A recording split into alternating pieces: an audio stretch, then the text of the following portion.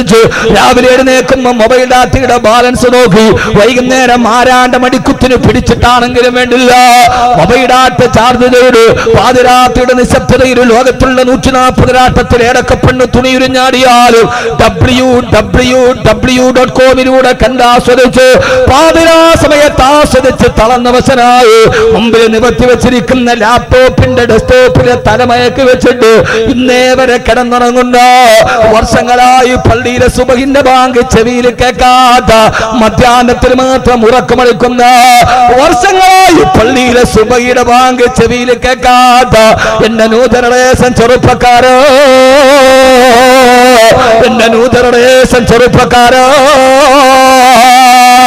എല്ലാ പ്രണയമെന്ന 3 അക്ഷരത്തെ കാമമെന്ന 2 അക്ഷരം കൊണ്ട് പൊതിഞ്ഞു പോയ പാതിരാത്രിയിൽ പ്രിയപ്പെട്ട പെണ്ണിനെ വിളിച്ചിറക്കി കൊണ്ടുപോയി വിലപ്പെട്ടതെല്ലാം കവർന്നെടുത്തിട്ട് അത് വീഡിയോയിൽ ഷൂട്ട് ചെയ്ത് ബ്ലാക്ക്മെയിൽ ചെയ്യുന്ന ലോകത്തിന്റെ രാക്ഷസീയ ഭാവത്തോടെ കടന്നുപോയ എന്റെ ആധുനിക തലമുറയോട് പാതിരാ സമയത്ത് കിടന്നിറങ്ങുമ്പോൾ ഒരു സഹാബിയുടെ പെണ്ണിന്റെ പേര് വിളിച്ചു പറയാ, പൊന്നുമോനെ പ്രണയമെന്ന് പറയുന്നത്, പ്രണയമെന്ന് പറയുന്നത് ആദ്യമായിട്ടല്ല.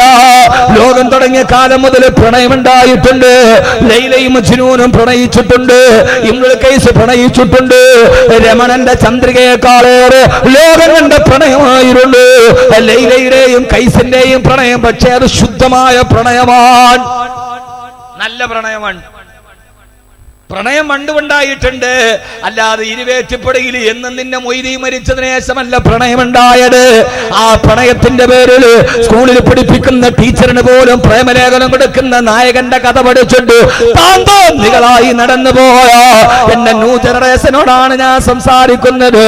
പൊന്നുമോനെ, പ്രണയം എന്ന് പറയുന്നത് ഇപ്പം തുടങ്ങിയതല്ല, പണ്ടേ പ്രണയമുണ്ടിട്ട്.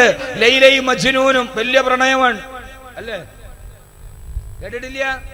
ലൈല കറുമ്പിപ്പെണ്ണായിരുന്നു, മജ്നൂൻ സുന്ദരനും. എന്നിട്ടും അവര് പ്രേമമായി, പക്ഷേ ശുദ്ധ പ്രേമമായിരുന്നു. എന്നാൽ മോശമായ പ്രേമം ഉണ്ടായിട്ടുണ്ട്, ഇംറുൽ ഖൈസിന്റെ പ്രേമം. സബുൽ മല്ലക്കിയുടെ 1-ാം ഭാഗത്തില് മുത്തവല്ല് പഠിക്കുമ്പോ പഠിക്കാനുണ്ട് ഇംറുൽ ഖൈസിന്റെ പ്രേമം.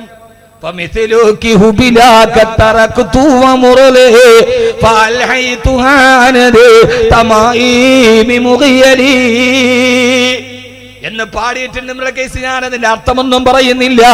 പക്ഷെ സഹോദരങ്ങളെ, കൽബിന്റെ ഉള്ളിൽ വെളിച്ചമുണ്ടായാൽ ഏറ്റവും വലിയ പ്രണയമേനെന്നറിയോ? ഉറക്കത്തിൽ കിടന്ന് വിളിച്ചു പറയാനൊരു പെണ്ണിന്റെ പേര് മഹല്ലിനി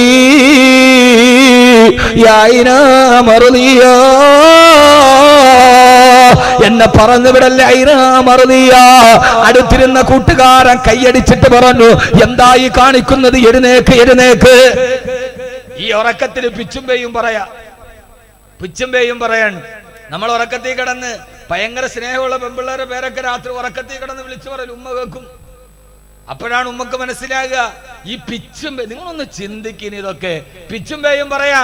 വല്ലാതെ ഹൃദയത്തിൽ ഇഷ്ടകൂടിയാല് പിന്നെ ഉറക്കത്തിൽ കാണുന്നത് അവളെയാണ്, പിന്നെ കണ്ണു തുറന്നാ കാണുന്നത് അവളാണ്, പിന്നെ നെഞ്ചിനുള്ളിൽ നീയാണ്, കണ്ണടച്ചാ നീയാണ്, കാലുപൊക്കിയാ നീയാണ്.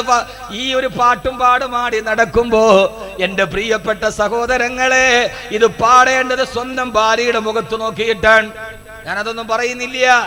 ഇൻഷാ അല്ലാഹ് 26-ാം തീയതി പള്ളങ്കോട് ഞാൻ പ്രസംഗിക്കുന്നുണ്ട്. ഹസ്രത്ത് ആയിഷ, സത്യദൂതരുടെ സഹധർമ്മിണി.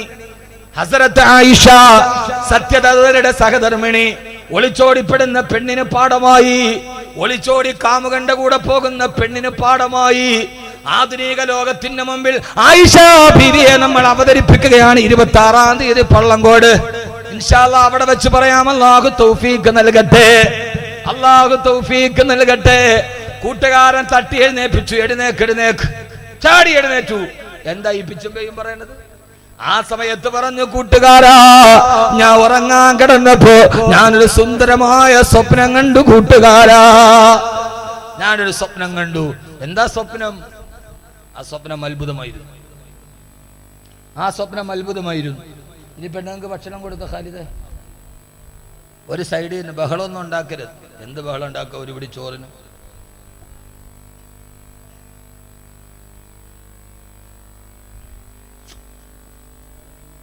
അങ്ങനെയുണ്ടാ? സ്ത്രീകളും പുരുഷന്മാരും ഒരാൾക്ക് ഒരു പൊതി മാത്രം വാങ്ങാൻ ശ്രമിക്കണം. ഒരാൾ തന്നെ 2 മേടിക്കും. അപ്പൊ അവർക്ക് വിശന്നിട്ടല്ലേ കൊടുക്കും, വിശപ്പ് പറയാണ്ട് ഭക്ഷണം കൊടുക്കും. എന്നാലും ഒരു സദസ്സായതുകൊണ്ട് തികയൂല, അവർ വിചാരിച്ചതിൻ്റെ ഇരട്ടി ആൾ വന്നു എന്നാ പറയാം. ഇതാണ് വല്ലപ്പോഴും വന്നാലുള്ള ഗുണം. എല്ലാവരും വരും. സുർ ഹിബ്ബ തസ്തുദ് ഹുബ്ബ എന്നാണ്. ഭാര്യയുടെ അടുത്ത് പോലും എല്ലാ ദിവസവും പോകരുത്, ഒരു ദിവസം ലീവൊക്കെ ഇട്ടിട്ട് പോകും. എന്നും പോയൊരു സ്നേഹം കാണൂല, വല്ലപ്പോഴും പോയാൽ നല്ല സ്നേഹമായിരിക്കും. അല്ലേ ടോപ്പേ? ഗോവയിലൊക്കെ പോയിട്ട് തിരിച്ച് 2 ദിവസം വീട്ടിൽ വന്ന് നിൽക്കുമ്പോൾ അതാണ് എപ്പോഴും പോയ സുർ ഹിബ്ബ തസ്തുദ് ഹുബ്ബ എന്നാണ്. അള്ളാഹു നമ്മുടെ ഈ സ്നേഹത്തെ അള്ളാഹു നിലനിർത്തി തരട്ടെ. അള്ളാഹു സ്നേഹത്തെ നിലനിർത്തി തരട്ടെ. എൻ്റെ പ്രിയപ്പെട്ട സഹോദരങ്ങളെ, സഹോദരിമാരെ, അതുകൊണ്ട് എല്ലാവരും ഒരു പൊതി വെച്ച് മാത്രം വാങ്ങിക്കണം. 2ാമത് പൊതി വാങ്ങിക്കുന്നത് ദുൽമാണ്, അനുവദനീയമല്ല, അത് ഹറാമാണ്. കാരണം എന്തുകൊണ്ട്? തൃപ്തിപ്പെട്ട് തരുന്നത് നമുക്ക് അനുവദനീയമായതെന്തോ അതാണ് ഹലാൽ, നമുക്ക് അനുവദനീയമാകാത്തതെന്തോ അത് ഹറാമാണ്. 2ാമത് പൊതി വാങ്ങിക്കരുത്. എന്തിനാണ് നല്ല സദസ്സിൽ വന്നിട്ട് നമ്മൾ നിഷിദ്ധമായിട്ട് കഴിക്കുന്നത്? ഒരു പൊതി വാങ്ങിക്കുക, ബറക്കത്തോടു കൂടി കഴിക്കുക. അള്ളാഹു തൗഫീക്ക് നൽകട്ടെ. ഉള്ളതിൽ അള്ളാഹു ബറക്കത്ത് ചെയ്താൽ അത് വളരെ വിശാലമാകും. അള്ളാഹു നമ്മുടെ റിസ്ക്കിൽ ബറക്കത്ത് നൽകട്ടെ.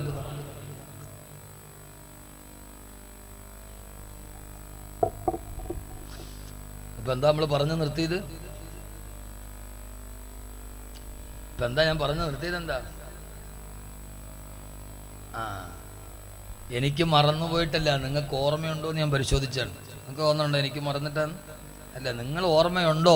നിങ്ങൾ ഇപ്പോഴും ചോറിന്റെ പൊതിയിലാണോ? നിങ്ങളുടെ അറിയാൻ വേണ്ടി ചോറ് പൊതിയാണോ വാക്കവിയുടെ വാതാണോ നിങ്ങളുടെ മനസ്സിലെന്നറിയാം. അപ്പൊ നിങ്ങൾ വിജയിച്ചെങ്കിൽ ആക്കയുടെ വാത് വെക്കണം. അള്ളാഹു നമ്മളെ സ്വീകരിക്കട്ടെ. ഇത് കഴിഞ്ഞ് അവസാനിച്ചിട്ട് നമുക്ക് ഒന്നിച്ചിരുന്ന് കുറച്ച് ദിക്റുകൾ ചെയ്യണം. ഒരു സമയം 10 മണിയല്ലേ, 10-10:30 കൂടി നമുക്ക് അവസാനിപ്പിക്കാം. പോരെ? അതുപോലെ 10 11 ആയാലും പ്രശ്നമില്ല.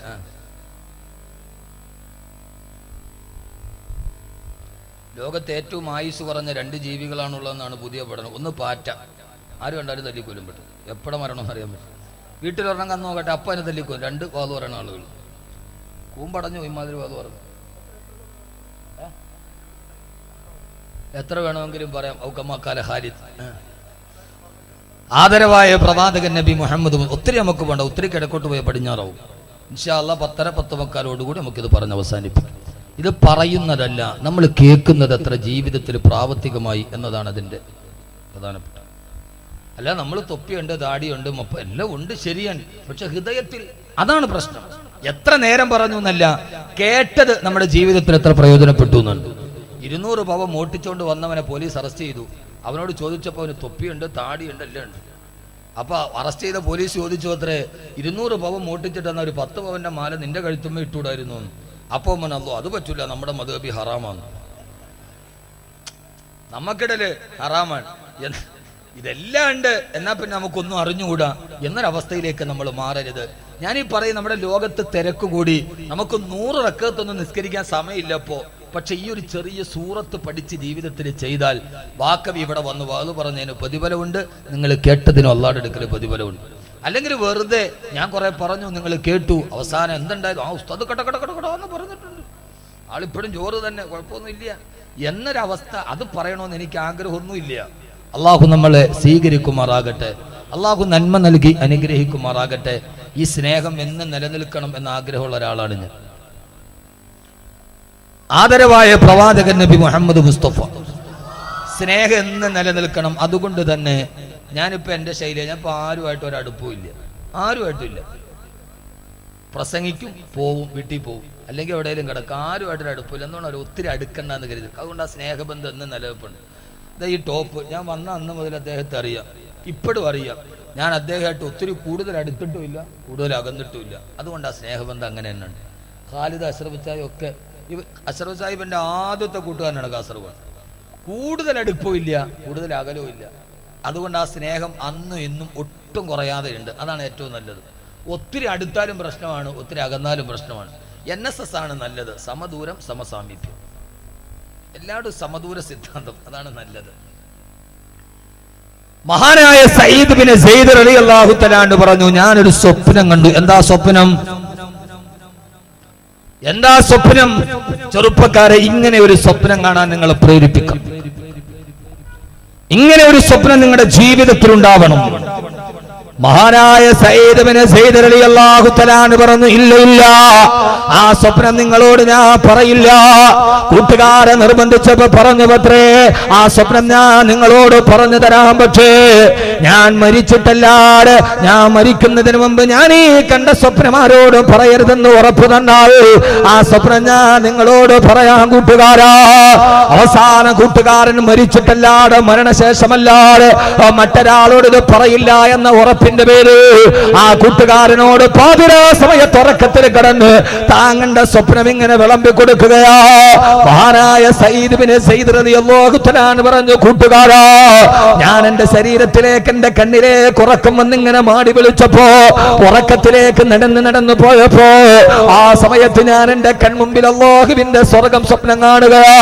പടച്ചറപ്പിന്റെ സ്വർഗം ഇങ്ങനെ കാണുമ്പോ ആ സ്വർഗത്തിന്റെ അനുഭൂതികൾ എന്റെ കൺമുമ്പിൽ കണ്ടപ്പോ അതാ സുന്ദരമായ സ്വർഗത്തിന്റെ വൃക്ഷത്തിന്റെ ചുവട്ട് ഒരു സുന്ദരി പെണ്ണിങ്ങനെ കാത്തു നിൽക്കുകയാ. കുറെ കാണാൻ വളരെയേറെ മനോഹാരിതയുള്ള 14 രാവിലെ പൗർണമി ചന്ദ്രനെ പോലെ വെട്ടിത്തിളങ്ങുന്ന മുഖവുമായി കുറെ പെൺകുട്ടികൾ ഇങ്ങനെ ഒരു മരത്തിന്റെ ചുവട്ടിൽ നിൽക്കുകയാ. ആ പെൺകുട്ടികളുടെ അടുക്കൽ പോയിട്ട് ഞാൻ ചോദിച്ചു, സ്ത്രീകളെ, നിങ്ങളാണോ ഖുർആനിൽ പറയപ്പെട്ട വഹൂരിൻ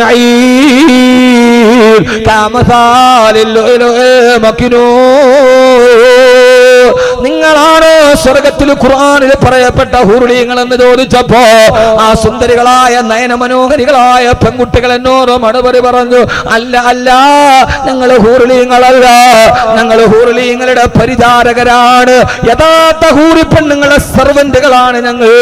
ഹൂറികൾ ഇതിന്റെ മറുഭാഗത്താണ് നിൽക്കുന്നതെന്ന് പറഞ്ഞപ്പോ ഞാൻ ആ മറുഭാഗത്തേക്ക് നടന്നു പോകവേ സ്വർഗത്തിന്റെ സിദ്ർ വൃക്ഷത്തിന്റെ ചുവട്ട് ആര് കണ്ടാലും മതിമയങ്ങി പോകുന്ന പൗർണമി ചന്ദ്രനെ പോലെ വെട്ടിത്തിളങ്ങുന്നൊരു പെൺകുട്ടി ആ വൃക്ഷത്തിന്റെ ചുവട്ടിൽ ഇങ്ങനെ നിൽക്കുകയാ.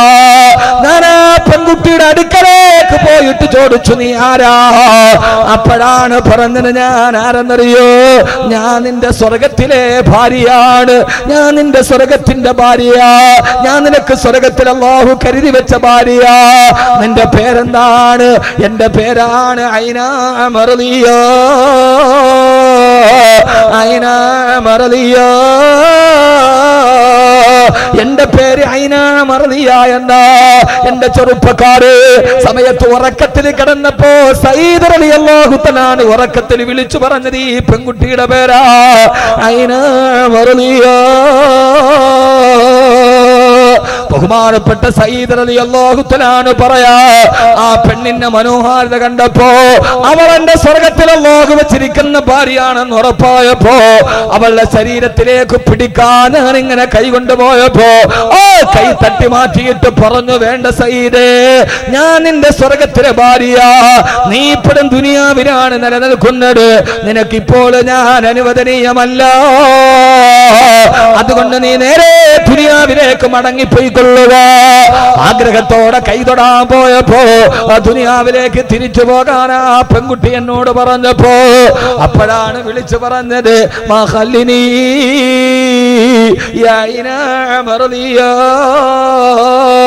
എന്നെ ദുനിയാവിലേക്ക് തിരിച്ചു വിടല്ല ഐനാ മർദിയ.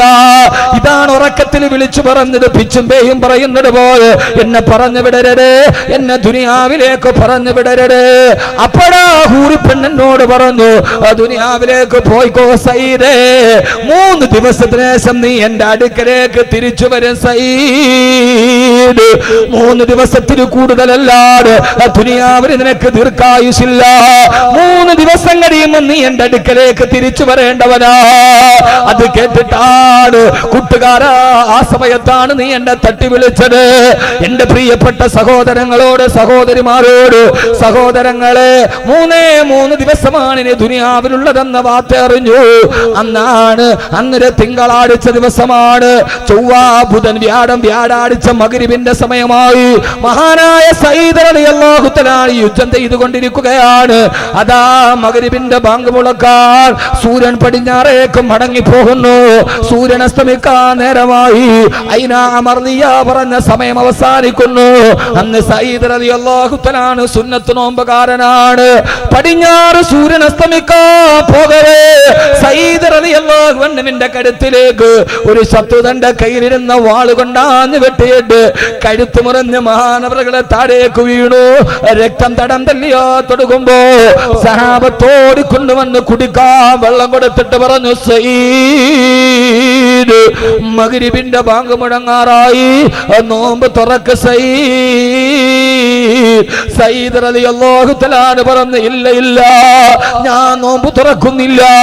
ഒരു നോമ്പുകാരനായിട്ട് എനിക്കെന്റെ പടച്ചുറപ്പിന്റെ മുമ്പിൽ പോകണം. എനിക്കെന്റെ സ്വർഗത്തിന്റെ ഭാര്യ കാത്തിരിക്കുകയാ. സഹോദരങ്ങളെ, 3 ദിവസം കൊണ്ട് സ്വപ്നത്തിൽ കണ്ടതുപോലെ 3-ാമത്തെ ദിവസം നോമ്പുകാരനായി കഴുത്ത് വെട്ടി രക്തം തടം തല്ലി തുടങ്ങി തന്റെ സ്വർഗത്തിന്റെ ഭാര്യയുടെ സമീപത്തിലേക്ക് തിരിച്ചുപോയി.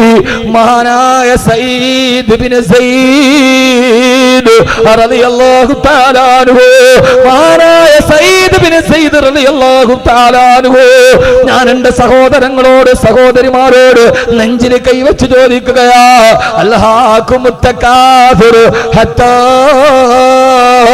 അസ്റതുൽ മഖാബിർ. മഖബറയിലേക്ക് ഒരു ദിവസവും നമ്മളെയും കൊണ്ടുപോവുകയില്ലേ? അന്നത്തെ ദിവസം വിട പറയുമ്പോ കഞ്ചാവിന്റെ ലഹരിയിലല്ല, മദ്യത്തിന്റെ സുഖത്തിലല്ല, കാമുകി പെണ്ണിന്റെ മടിത്തട്ടിലല്ല, സുന്നത്ത് നോമ്പ് പിടിച്ച് അള്ളാഹുവിന്റെ സ്വർഗത്തെ കണ്ട് ഭാര്യ മക്കളോട് സലാം പറഞ്ഞ് വിട പറയാ. 6 അടി മണ്ണിലേക്കുള്ള യാത്ര ശുഭകരമാക്കാൻ ഇവിടെ നിങ്ങൾ പരിശ്രമിക്കണേ. ഇതല്ലാതെ നമ്മുടെ ജീവിതത്തിലൊന്നുമില്ല. ഇതല്ലാതെ നമ്മുടെ ജീവിതത്തിലൊന്നും ബാക്കിയില്ല. അതുകൊണ്ട് എന്റെ പ്രിയപ്പെട്ട സഹോദരിമാരോട് അള്ളാനെ ഭയന്ന് ജീവിക്കണേ, അള്ളാനെ പേടിച്ച് ജീവിക്കണേ, പടച്ചറപ്പിനെ പേടിച്ച് ജീവിക്കണേ. എന്റെ പ്രിയപ്പെട്ട സഹോദരാ സഹോദരി, എന്റെ പ്രിയപ്പെട്ട സഹോദരാ, പാരാവാരം പോലെ പരന്നു കിടക്കുന്ന മരുഭൂമിയിൽ, ഒരു മനുഷ്യവാസത്തിന്റെ വിദൂര സാധ്യത പോലുമില്ലാത്ത മരുഭൂമിയിൽ തന്റെ പ്രിയപ്പെട്ട ഭർത്താവ് കൈക്കുഞ്ഞിനെ കയ്യിലേൽപ്പിച്ചിട്ട് മരുഭൂമിയിലൂടെ ലേക്ക് നടന്നു പോകുമ്പോ ഭർത്താവ് ഉപേക്ഷിച്ചിട്ട് പോയ ചോരപ്പൈതലിനെ കയ്യിൽ പിടിച്ച് ആ ചോരപ്പൈതല് പൈതാഹത്തിന് വേണ്ടി നിലവിളിക്കുമ്പോ മരുഭൂമിയിൽ നിന്ന് ഒലിച്ചു വന്ന വെള്ളം കുടിപ്പിച്ച് സഫാ മർവയുടെ ഇടയിലൂടെ ഓടി അവസാനം 9 വർഷക്കാലം തന്റെ ഭർത്താവില്ലാതെ തന്റെ പൊന്നുമോനെ കഷ്ടപ്പെട്ട് വളർത്തിയ ഭാര്യ. കാസർഗോഡ് പെങ്ങളോട് ഞാനിത് പ്രത്യേകിച്ച് ഓർമ്മിപ്പിക്കുന്നത്, എന്റെ പ്രിയപ്പെട്ട പെങ്ങള്, ഭർത്താവില്ലാത്ത സമയത്ത് അന്യപുരുഷനുമായി ഫേസ്ബുക്കിലും വാട്സപ്പിലും ചാറ്റ് ചെയ്യുന്ന, അന്യപുരുഷനുമായി ജീവിതം പങ്കിടുന്ന, പാവപ്പെട്ട ഭർത്താവിനെ മറന്നു പോകുന്ന, മക്കളോടുള്ള കടമകൾ മറന്നു പോകുന്ന എന്റെ പ്രിയപ്പെട്ട പെങ്ങളെ, 9 വർഷം കഴിഞ്ഞിട്ടാണ് ഭർത്താവ് തിരിച്ചു വരുന്നത്. വരുന്ന സമയത്ത് 9 വയസ്സുകാരനായ പൊന്നുമോൻ ഇസ്മായിൽ ഓടിച്ചെന്ന് വാപ്പാനെ കെട്ടിപ്പിടിച്ചു മുത്തം കൊടുത്തിട്ട് അന്ന് രാത്രി ഉറക്കത്തിൽ സ്വപ്നം കാണുന്നു. ഒരു കഥക്ക് പോലും പറയാൻ കഴിയാത്ത, ടോൾസ്റ്റോയുടെ കഥക്ക് പറയാൻ കഴിയാത്ത നാടക മുഹൂർത്തം. രാവിലെ എഴുന്നേറ്റിട്ട് പറഞ്ഞു, ഹാജറ, നമ്മുടെ മകന്റെ കഴുത്തറക്കാൻ അല്ലാഹു ഇന്നലെ രാത്രിയിൽ എന്നോട് പറഞ്ഞു. ഹാജറ പരിഭവമില്ലാതെ പൊട്ടിക്കരയാതെ തന്റെ പ്രിയപ്പെട്ട ഭർത്താവിനോട് വളർത്തിയതിന്റെ കണക്ക് പറഞ്ഞിട്ടില്ല. 9 വർഷം നിങ്ങൾ ഇവിടെ ഇല്ലാതിരുന്നപ്പോ ഈ കുഞ്ഞിനെ ഞാനാണ് വളർത്തിയതെന്ന് കണക്ക് പറഞ്ഞില്ല. അള്ളാഹുവിന്റെ കൽപ്പന ഇതാണെങ്കിൽ പിടിച്ചോണ്ട് പറഞ്ഞു. 9 വർഷക്കാലം ഒരു മനുഷ്യന്റെ സഹായമില്ലാതെ മരുഭൂമിയിൽ ഒറ്റക്ക് വളർത്തിയ പൊന്നുമോനെ കൺമണിയെ ഭർത്താവിന്റെ കയ്യിലേക്ക് കൊടുത്തിട്ട് ഒരു കയ്യിൽ മൂർച്ചയുള്ള പിച്ചാത്തിയും മറുകയിൽ തന്റെ പൊന്നുമോനെ പിടിച്ചുകൊണ്ട് ഭർത്താവ് പാറക്കെട്ടിലേക്ക് പോകുമ്പോ വീടിന്റെ വരാന്തയിൽ ആ കാഴ്ച കണ്ടിട്ട് നിലവിളിച്ചിട്ടില്ല, പൊട്ടിക്കരഞ്ഞിട്ടില്ല. തന്റെ പ്രിയപ്പെട്ട ഭർത്താവ് ഒരു കയ്യിൽ മൂർച്ചയുള്ള പിച്ചാത്തിപ്പിടി, മറുകയിൽ കട്ടപ്പെട്ട് വളർത്തിയ പൊന്നുമോൾ കഴുത്തറക്കാൻ കൊണ്ടുപോകുമ്പോ പാറക്കെട്ടിൽ മലത്തി കിടത്തിയിട്ട് മകന്റെ കഴുത്തിലേക്ക് കത്തിവെക്കുമ്പോ ഉപ്പാ എന്നെ കമഴ്ത്തി കിടത്തറുക്കുപ്പാ. എന്തേ മോനെ? എന്നെ മുഖത്ത് നോക്കിക്കൊണ്ട് കരുത്തിൽ കത്തിയുടെ പിടിമുറുക്കാൻ എന്റെ ഉപ്പാക്ക് കെടിയില്ല ഉപ്പാ. ഉപ്പാ എന്റെ കൈയും കാലും കെട്ടിയിട്ട് ഇറക്കാവൂ. എന്തേ പൊന്നുമോനെ? എന്റെ കരുത്തിലേക്ക് കത്തി വെച്ചിട്ട് കത്തി എന്നെ ഞരമ്പ് മുറിച്ചിട്ട് രക്തം വെളിയിലേക്ക് വന്നെന്റെ ഉപ്പാന്റെ പൊന്നുമോൻ കൈകാലിട്ട് ഇങ്ങനെ അടിക്കുമ്പോ പിന്നെ ഉപ്പാക്ക് ബാക്കി അറുക്കാൻ കഴിയില്ല ഉപ്പാ. പൂർത്തിയാക്കാൻ കഴിയാതെ വന്നാല് ഞാനും ഉപ്പായും ഉമ്മായും അല്ലാഹുവിന്റെ സ്വർഗത്തിന് പോകുമോ ഉപ്പാ? ഉപ്പെങ്ങാനും ഈ കാര്യത്തിൽ നിന്ന് തിരിഞ്ഞു പോയാൽ പിന്നെ നമുക്ക് സ്വർഗത്തിൽ പോകാൻ കഴിയില്ലല്ലോ ഉപ്പ. എന്റെ കൈയും കാലും കെട്ടിയിട്ടിട്ടറുക്കണം. മൂന്നാമത് പറഞ്ഞു, എന്റെ രക്തം പുരണ്ട കുപ്പായം എന്റെ പൊന്നുമ്മാനെ ഒരിക്കലും കാണിക്കല്ല ഉപ്പ. എന്റെ ഉമ്മാക്കത് സഹിക്കാൻ കഴിയില്ല. ഞാൻ ഈ കേട്ട് പടകിയ കഥ വീണ്ടും ആവർത്തിച്ചത് എന്തെന്നറിയോ? പൊന്നുമോനെ പാറക്കെട്ടിലും മരന്ന് കിടക്കുമ്പോ കഴുത്തിലേക്ക് കത്തിവെക്കുമ്പോ ഉപ്പാനോട് സ്വർഗമെന്ന് പറഞ്ഞു കൊടുക്കുന്നൊരു മകനെ പാവപ്പെട്ട ഇബ്രാഹിം നബിക്ക് സമർപ്പിച്ചു കൊടുത്തതാണെന്നറിയോ?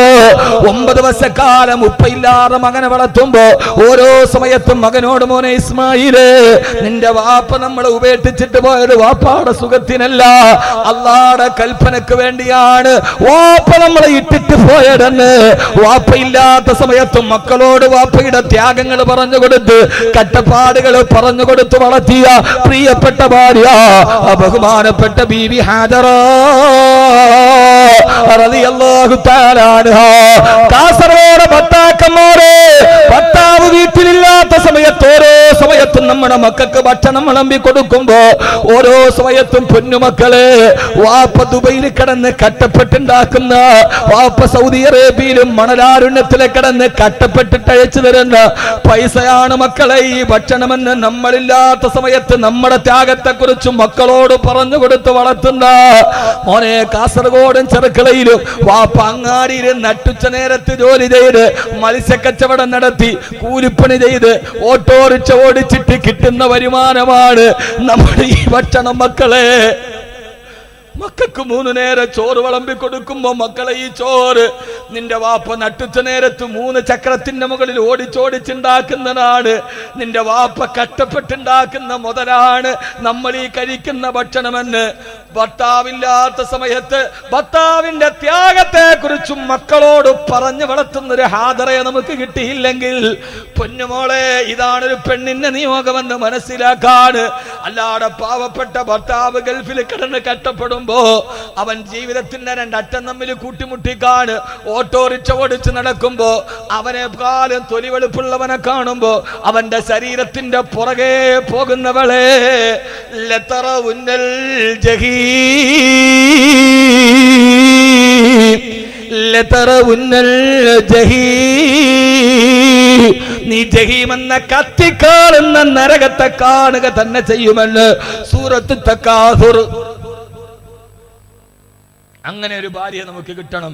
നമ്മളില്ലാത്ത സമയത്ത് നമ്മുടെ ത്യാഗത്തെ കുറിച്ച് ഭാര്യയോട് മക്കളോട് പറഞ്ഞു കൊടുത്ത് വളർത്തുന്ന ഒരു ഭാര്യ. ഹസ്രത്ത് ആയിഷ പള്ളംകൂടി ഞാൻ പറയുന്നുണ്ട്. എന്റെ ബാക്കി അള്ളാഹു നമ്മുടെ ഭാര്യമാരെ അങ്ങനെ ആക്കി തരട്ടെ. ഇതില്ലെങ്കിൽ പിന്നെ ജീവിതത്തിന് എന്ത് സുഖമാണുള്ളത് സഹോദരങ്ങളെ? ജീവിതത്തിൽ എന്ത് ബാക്കിയാണ് നമുക്കുള്ളത്? ഒന്നുമില്ല. അവരോടാണ് പറഞ്ഞത്, ലതറവുന്നൽ ജഹീം, നിങ്ങൾ കത്തിക്കാളുന്ന നരകത്തെ കാണുക തന്നെ ചെയ്യും. അള്ളാഹു നരകത്തിൽ നമ്മളെ കാക്കട്ടെ. അള്ളാഹു നരകത്തിൽ നിന്ന് കാക്കട്ടെ. അള്ളാഹു നരകത്തിൽ നിന്ന് കാക്കട്ടെ. ഖുർആനിലെ ഏറ്റവും പേടിപ്പെടുത്തുന്നുണ്ട് എൻ്റെ സഹോദരിമാരോട്. ഗൾഫുകാരന്റെ ജീവിതം കഷ്ടമാണ്. 1000 റിയാലുമായിട്ട് വീട്ടിലേക്ക് അയക്കാൻ പോകുവൻ. നട്ടുച്ച നേരത്ത് മടുക്കുമ്പോ ടാക്സിക്കാരനോട് ചോദിക്കും, എത്ര റുപ്യ? 10 റിയാൽ, 10 റിയാൽ. അപ്പൊ അവൻ വിചാരിക്കും, പിന്നെ 999 ബാക്കിയുള്ളൂ, 90. ആ 10 റിയാലും കൂടെ കൂട്ടി വെച്ചയച്ചാൽ മകൾക്ക് 1 മാസത്തെ ഫീസും കൂടെ കൊടുക്കാമല്ലോ എന്നോർത്ത് 1000 റിയാൽ തികച്ചയക്കാൻ 10 റിയാലിന്റെ ദൂരം അവൻ വഴി ദൂരം നടന്നുപോയി ലുലു എക്സ്ചേഞ്ചിൽ പോയി പൈസ അയച്ചിട്ട് ഭാര്യയോട് പറയും, 1000 റിയാൽ അയച്ചിട്ടുണ്ട്. ഈ ഭാര്യ ഭർത്താവ് 10 റിയാലിന്റെ ദൂരം നടന്നിട്ട് അയച്ച പൈസ വാങ്ങിക്കാൻ 500 റുപ്യ ടാക്സിക്ക് കൊടുത്ത് ഇവളത് വാങ്ങിക്കാൻ. ഇതാണ് ഗൾഫുകാരന്റെ ഭാര്യ. അവക്കറിയില്ല അതിന്റെ ത്യാഗം. ചിരിക്കാനല്ല ഞാൻ പറഞ്ഞത്, ഇന്ന് നടക്കുന്ന കാര്യമാണ്. ഈ ഭർത്താവ് എങ്ങനെ പൈസ ഉണ്ടാക്കുന്നു? 1 രൂപയുടെ ഒരു പെൻസിൽ മുറിച്ച് കളഞ്ഞാൽ പോലും. ഞാൻ കേട്ടിട്ടുണ്ട്, ഒരു ദിവസം ഞാൻ വാത് കഴിഞ്ഞ് വീട്ടിലോട്ട് പോവാൻ, ആ സമയത്ത് വീട്ടിൽ പോയി കോളിംഗ് ബെല്ലടിച്ചു, പക്ഷെ അടിക്കുന്നില്ല. ഞാൻ തന്നെ ഓഫാക്കിയിട്ടതാണ്. കാരണം ദിവസം വീട്ടിൽ കോളിംഗ് ബെല്ലടിയേ നേരമുള്ളൂ, ഉറങ്ങാൻ പറ്റില്ല. അതുകൊണ്ട് ഓഫാക്കിയിട്ടുകൊണ്ട് ഓണാക്കിയില്ല, കോളിംഗ് ബെല്ലടിച്ചില്ല.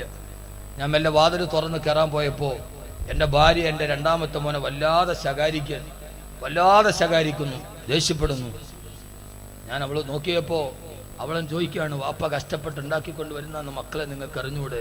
ഞാൻ എൻ്റെ വാതുപ്പടി നിന്ന് കരഞ്ഞുപോയി. അകത്ത് കയറിയിട്ട് ഞാൻ അവളെ വടക്കൂർ, എന്തിനാ കുഞ്ഞുങ്ങളോട് ഇത്രയും ദേഷ്യപ്പെടുക, പാവങ്ങളല്ലേ? അപ്പോഴാണ് അവൾ പറഞ്ഞത്, 3 പെൻസിൽ കൊടുത്തു, 3 ഒടിച്ചു കളഞ്ഞു. നമ്മൾ കുട്ടികളല്ലേ, 4ാമതൊരു പെൻസിൽ, എത്രയോ പെൻസിൽ ഇവിടെ ഉണ്ട്. അതല്ല, അവരതിൻ്റെ കഷ്ടപ്പാട് അറിഞ്ഞിട്ടില്ല. എന്നിട്ട് അവളിരുന്ന് കരഞ്ഞു, വാപ്പ ഈ കരൾ വെള്ളമാക്കിയിട്ട് കൊണ്ടുവരുന്ന നമുക്കറിയില്ല. സഹോദരങ്ങളെ, നമ്മളില്ലാത്ത സമയത്ത് വാപ്പയുടെ കഷ്ടപ്പാടുകൾ പറഞ്ഞു കൊടുത്തു മക്കളോട്. മക്കളെ, ഈ ചോറിന്റെ ഉള്ളിൽ ഒരു ഉപ്പുരസമുണ്ടെങ്കിൽ അത് വാപ്പയുടെ വിയർപ്പിന്റെ ഉപ്പുരസമാണെന്ന് നമ്മുടെ അഭാവത്തിൽ നമ്മുടെ മക്കളോട് പറഞ്ഞ് വളർത്തിക്കൊണ്ടുവരുന്ന ഒരു ഭാര്യയാണ് ജീവിതത്തിലെ ഏറ്റവും വലിയ സൗഭാഗ്യം. അള്ളാഹു നമ്മളെ അങ്ങനെ ആക്കി തരട്ടെ. സഹോദരിമാരെ, അതാണ് നമ്മുടെ ദൗത്യം എന്ന് തിരിച്ചറിയാൻ. ഇല്ലെങ്കിൽ ഞാൻ സൂറത്ത് തക്കാത്തറിന്റെ ഒരു ചർച്ച ഇവിടെ അവസാനിപ്പിക്കുകയാണ്.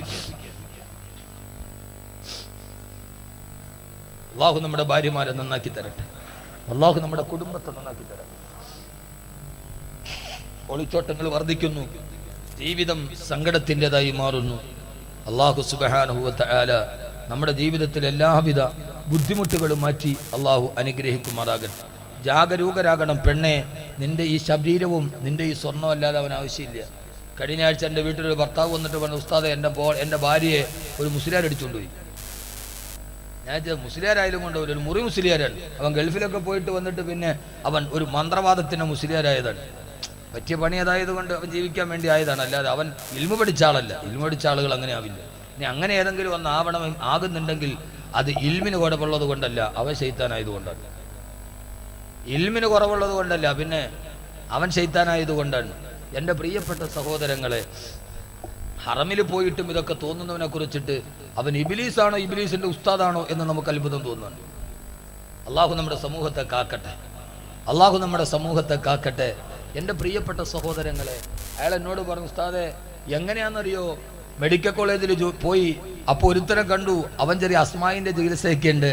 അവൻ പറഞ്ഞു അത്രേ, ഞാൻ 4 വർഷം മദീനത്തെ പള്ളിയിലായിരുന്നു, 4 വർഷം വെളിയിൽ ഇറങ്ങിയിട്ടില്ല, അവിടെ കിടന്നുകൊണ്ട് ഞാൻ 36 ഉംറ ചെയ്തു.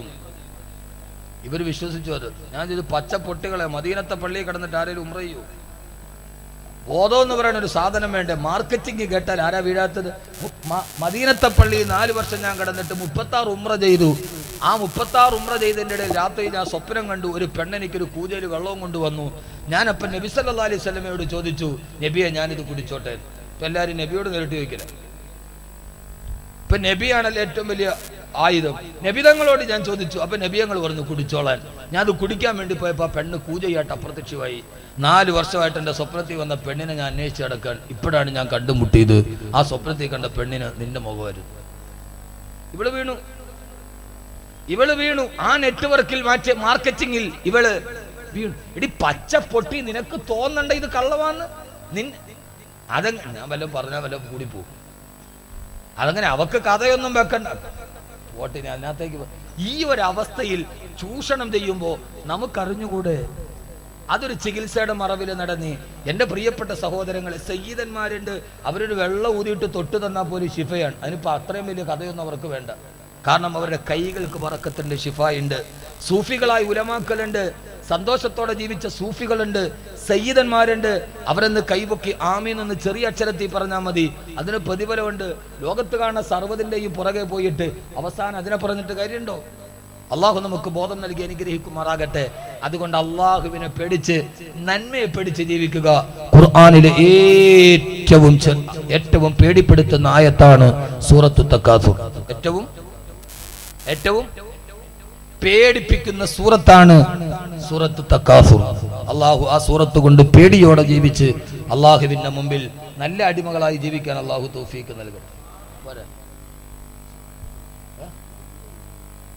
തുടങ്ങിയിട്ടുള്ള അള്ളാഹു ഇപ്പൊ ദിക്റൊക്കെ തരുമ്പോ ലാവൂലേ? മാഷാ, നിങ്ങള് ഭാഗ്യമുണ്ട്. ഒരായത്തും കൂടെ കേട്ടോളി. ഇത് അനന്തമായിട്ട് നീണ്ടു പോരുത് കേട്ടോ.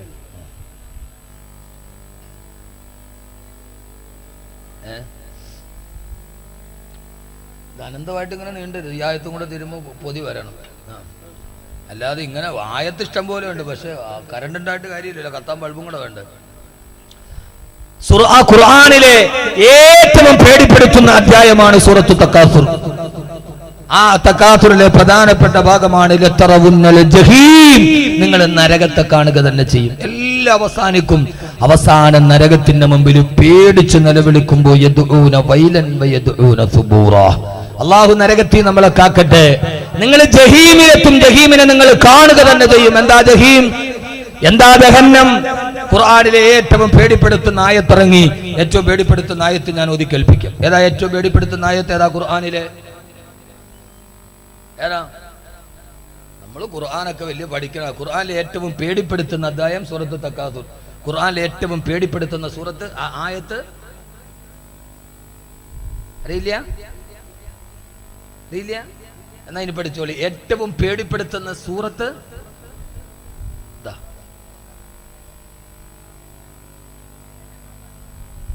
ഒന്ന് പറയിച്ചാമാരെ എന്തായത്? സൂറത്ത് തക്കാ. ഇനി ഇത് പഠിപ്പിക്കാൻ വേറെ ഒരാൾ വരരുത്. ഇങ്ങനെയല്ലേ നമ്മൾ പഠിക്കുക. സൂറത്തു തക്കാസുർ ഏറ്റവും പേടിപ്പെടുത്തുന്ന ആയത്ത്. ഏതായാലും ഏറ്റവും പേടിയുള്ളത് നരകമാണല്ലോ, അപ്പൊ അതുമായിട്ട് ബന്ധപ്പെട്ട ആയത്താകൂല്ലോ.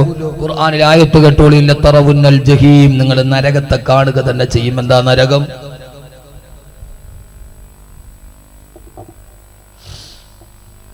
അല്ലാഹുവിന്റെ പ്രവാചകൻ നബി മുഹമ്മദ് മുസ്തഫ സല്ലല്ലാഹു അലൈഹി വസല്ലം ആയത്തവതീനമായി ഇന്ന ജഹന്നമ കാനത് മിർസാദാ ലിതാഗീന മാബാ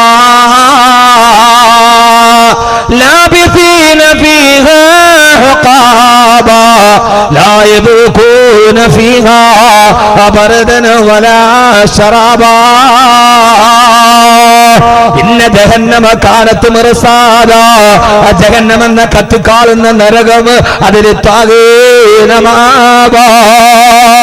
അഹങ്കാരം കാണിക്കുന്ന, പരസ്പരം പോരി വിളിക്കുന്ന, എല്ലാത്തിന്റെ പേരിലും പെരുമ കാണിക്കുന്ന അഹങ്കാരികൾക്കാണ് ജഹന്നം എന്ന നരകമുള്ളത്. തക്കാസുർ കാണിക്കുന്നവനാണ് ജഹന്നം എന്ന നരകമുള്ളത്. ആ ജഹന്നമിന്റെ കഥ അറിയണോ? ലാ യദൂഖൂന ഫീഹാ ബർദൻ വലാ ശറാബാ. ആ നരകത്തിന് തണുപ്പെന്ന് പറയുന്ന ഒരു അനുഭവം പോലുമില്ല. തണുപ്പെന്ന് പറയുന്ന ഒരു രുചി പോലും നരകത്തിലില്ല. ആ നരകത്തിലാണെങ്കിലോ ഇല്ലാ ഹമീമൻ വഗസ്സാഖാ.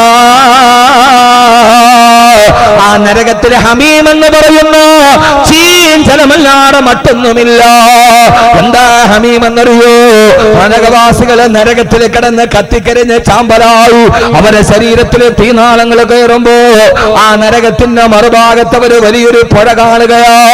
തീയിൽ കിടന്ന് വെന്ത് കരിയുന്നവൻ പുഴയിലെ വെള്ളം കാണുമ്പോ ഉത്സാഹത്തോടെ ഓടുന്നത് പോലെ നരകവാസികളാ പുഴയിലെ കൊടാണ്ടുടങ്ങും. ഓടി ഓടി ഓടി ആ പുഴയുടെ മുമ്പിലെത്തുമ്പോ അവിടെ തണുത്ത വെള്ളമെടുക്കുന്ന പുഴയല്ല, പിന്നെയോ ഇല്ല ഹമീമൻ വഗസ്സാഖാ. അവിടെ ഹമീം എന്ന ചീന്തലം ഇങ്ങനെ തിളച്ചു മറിയുന്ന പുഴയാ, ഹമീമിന്റെ പുഴയാ.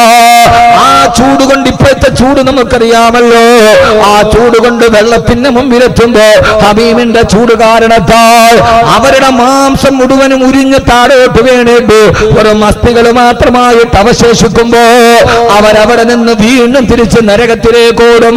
ആ നരകത്തിലേക്ക് ഓടുമ്പോ പാതി വഴിയിൽ അവർക്ക് ദുനിയാവിന് ഓർമ്മ വരും. കാരണം എന്താ? ദുനിയാവിൽ ഒരു വെള്ളം എത്ര ചൂടുള്ളതാണെങ്കിലും കുറെ സമയം കഴിയുമ്പോ തണുക്കുമല്ലോ. ഈ വെള്ളം ഒഴിച്ചു വെക്കുമ്പോ നല്ല ചൂടാണ്. ഇപ്പൊ കുറച്ച് കഴിഞ്ഞപ്പോ ഇത് തണുത്തു കഴിഞ്ഞു. തങ്ങൾ ഇത്രയും ദൂരം ഓടുന്നതിന്റെ ഇടയിൽ ആ നരകത്തില് നേരത്തെ കണ്ട പുഴയിലെ വെള്ളം തണുത്തിട്ടുണ്ടെന്ന് കരുതി അവര് വീണ്ടും തിരിച്ച് ഹമീമിലേക്ക് ഓടും.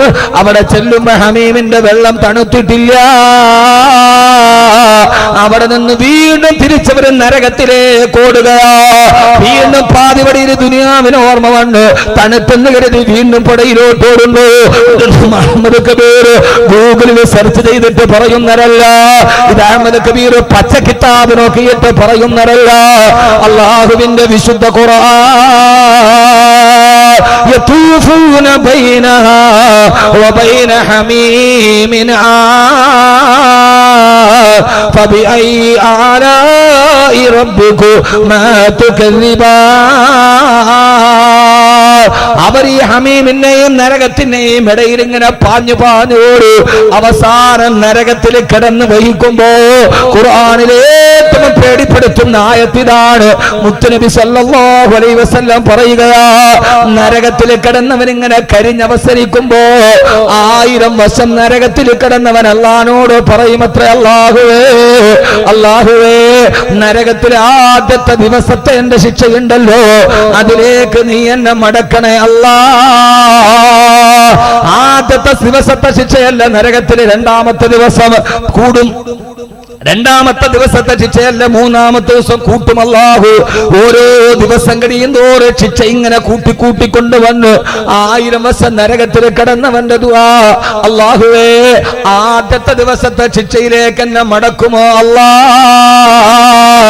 എന്നല്ലാഹുവോട് താണുകയാണ് ചോദിക്കുമ്പോ ഒരു കരുണയില്ലാതെ പടച്ചറപ്പിന് കരുണ കിട്ടണമെങ്കിൽ സൂറത്ത് തക്കാസുർ ഉറങ്ങുന്നതിന് മുമ്പ് ഓതണം. അവനോട് കരുണയില്ലാതെ അല്ലാഹു പറയുമത്ര, ഇല്ല ഫദൂഖൂ ഫലൻ നസീദകും ഇല്ലാ അദാബാ. ഇതാണ് ഖുർആനിലെ ഏറ്റവും പേടിപ്പെടുത്തുന്ന ആയത്ത്. ഫദൂഖൂ, ഈ നരകത്തെ കിടന്ന് നീ രുചിച്ചു കൊള്ളുക, ഫലൻ നസീദകും ഇല്ലാ അദാബാ. ഓരോ ദിവസം കഴിയും തോറും നിനക്ക് ഞാൻ ശിക്ഷ കൂട്ടി തരുമെന്ന് ഒരു കരുണയില്ലാതെ യജമാനനായ അല്ലാഹു അവരോട് പറയുമെന്ന് അല്ലാഹുവിന്റെ വിശുദ്ധ ഖുർആൻ. അല്ലാഹു നമ്മളെ കാത്തുരക്ഷിക്കട്ടെ. ഈ ആയത്ത് കേട്ടപ്പോഴാണ് ഉമർ റളിയല്ലാഹു തആല ബോധരഹിതനായി താഴെ വീണ് പൊട്ടിക്കരഞ്ഞത്. സഹാബത്ത് താങ്ങിയെടുത്തപ്പോ പറഞ്ഞു, കൂട്ടുകാരെ നിങ്ങൾക്കൊക്കെ അല്ലാഹുവിന്റെ മുമ്പിൽ പേടിക്കേണ്ടതില്ല. പക്ഷേ ഉമർ ഒരു കാലത്ത് തെമ്മാടിയായിരുന്നു, ഒരു കാലത്തും ഒരു കള്ള് കച്ചവടക്കാരനായിരുന്നു, ഒരു കാലത്തും ഒരു വ്യഭിചാരിയായിരുന്നു.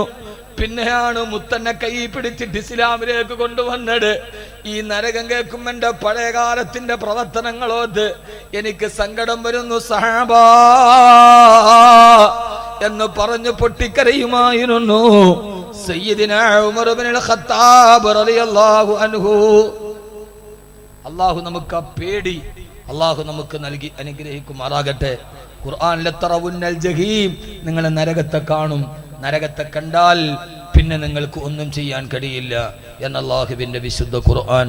അല്ലാഹു സൂറത്ത് തക്കാസുർ പാരായണം ചെയ്യുകയും, ഒന്നുകൂടി പറയാം, ആരെങ്കിലും സൂറത്ത് തക്കാസുർ സുന്നത്ത് നിസ്കാരത്തിൽ ഓതിയാൽ പെണ്ണുങ്ങൾ കേൾക്കണേ, വമൻ ഖറഅഹാ ഫീ നാഫില